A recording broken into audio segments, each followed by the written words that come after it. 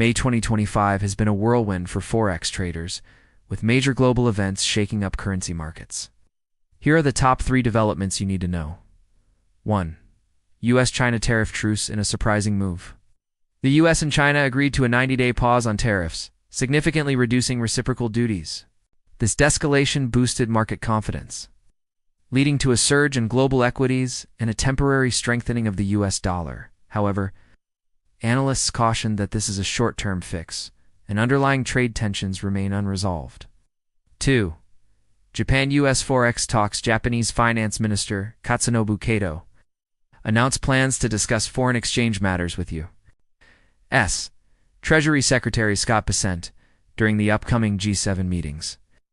Both nations agree that excessive currency volatility is harmful, and these discussions aim to maintain stability in Forex markets. 3. India's Forex reserves surge. India's foreign exchange reserves rose by $4.55 billion, reaching a total of $690.61 billion, primarily due to a surge in gold holdings. This increase strengthens India's financial position and could influence the Indian rupee's performance in Forex markets. At Innohedge Limited, we emphasize the importance of staying informed about global events that impact Forex markets.